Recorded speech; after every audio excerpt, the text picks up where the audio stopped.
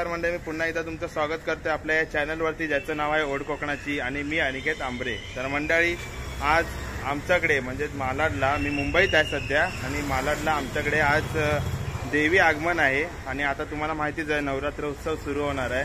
तर आमच्याकडे दरवर्षीप्रमाणे यंदा आमचं 12वं वर्ष आहे आणि आमच्या इकडे म्हणजे आमच्या मंडळाची मालाडची आई भवानी हिचा आज आगमन सोहळा आहे। तर त्यासाठी आम्ही सज्ज झालोय सगळेजण आणि मी आता खाली उतरलोय, मी बिविंग मध्ये आहे आणि आता सगळी पोरं आहेत ना तिकडे तयारी करत होती मगाशी आणि आता सगळेजण टेम्पो मधनं जातील ते पण तुम्हाला दाखवतो आणि आम्ही थोड्या वेळाने पाठून बाईकवरनं जाणार आहे। आणि आता सगळे पोरं एवढी उत्साह आहेत ना आपल्या देवीचं आगमन करण्यासाठी आणि थोड्याच वेळाने जेव्हा देवीचं आगमन होईल आम्ही आता निघणार आहे कारखान्यात दहिसरला। तर मी ओमकार आम्ही गाडीवरनं जाणार आहे आणि बाकी सगळी पोरं तुम्ही बघायला जाता, सगळेजण आता जातीलच टेम्पोने। आता तयारी काय काय करतात ना हे तुम्हाला मी दाखवतो, थोडक्यातच दाखवतो, जास्त नाही दाखवणार।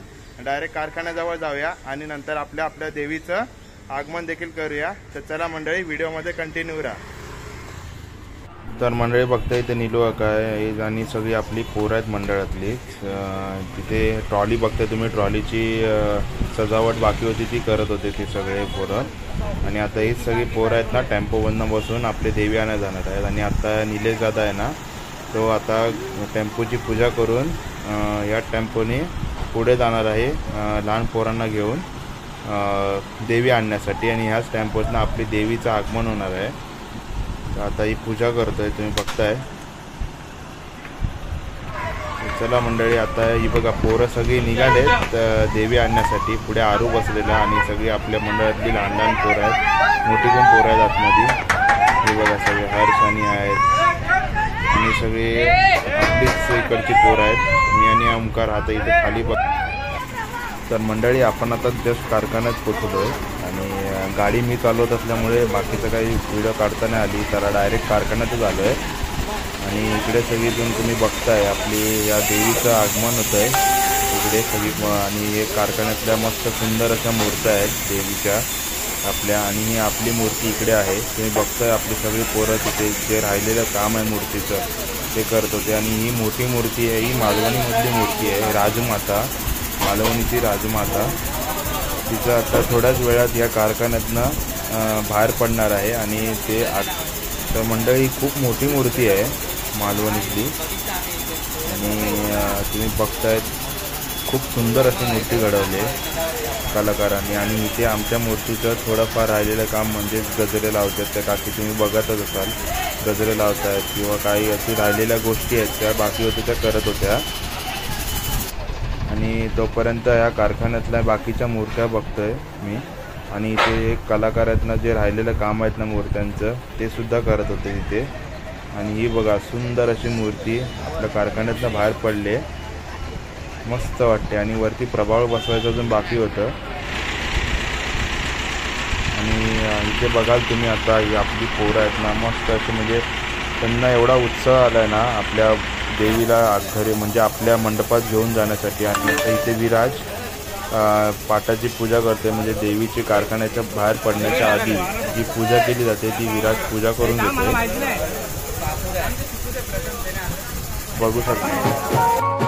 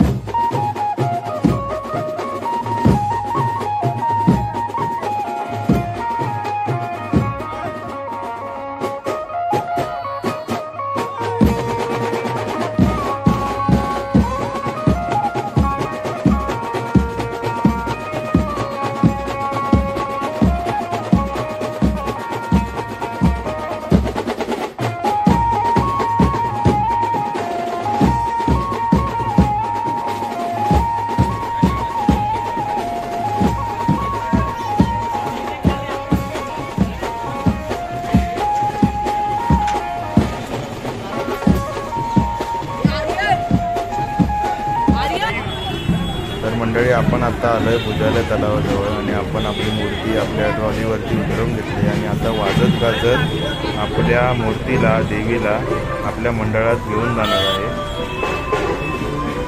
तुम्ही बघताय सगळी पोरं सज्ज झाले सगळी। तर मंडळी बघताय आता बँजो वाजवण्यास सुरुवात झाली, वाजवण्याची तयारी सुद्धा झाली जोरदार आणि आता चला वाजत गाजत आपल्या देवीला आपल्या मंडळात नेऊया।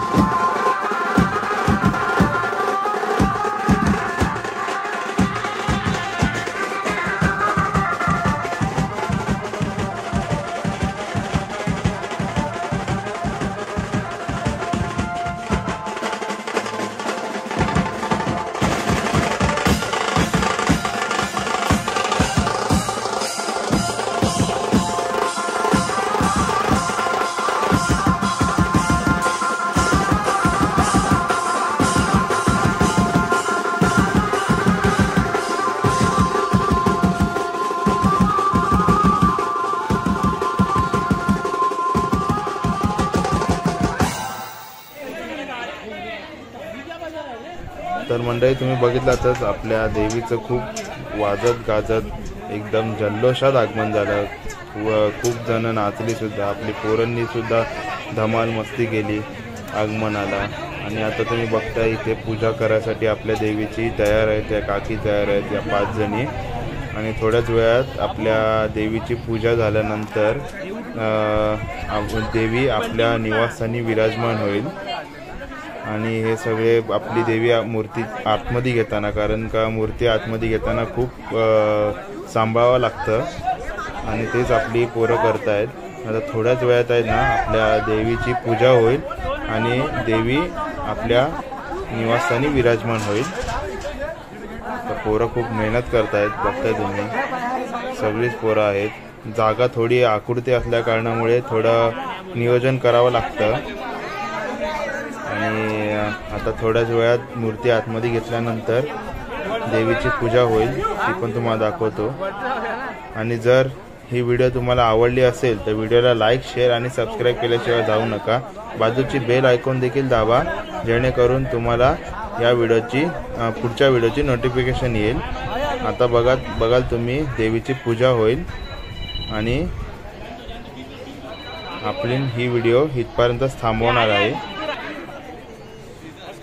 बघताय आता तुम्ही देवीची पूजा करायसाठी घेतलेली आहे, म्हणजे मूर्ती आतमध्ये घेताना देवीची पूजा करावी लागते त्या मूर्तीची. आता पूजा झाल्यानंतर देवी आपल्या मंडपात विराजमान होईल. तर मंडळी, अशाच व्हिडिओ पाहण्यासाठी आपल्या चॅनलला लवकरात लवकर जाऊन खालच्या सबस्क्राईब या बटनाला प्रेस करा आणि बेल आयकॉन देखील दाबा, जेणेकरून तुम्हाला नवीन व्हिडिओ पाहायला मिळतील. भेटूया अशाच एका पुढच्या नवीन व्हिडिओमध्ये. तोपर्यंत बाय बाय.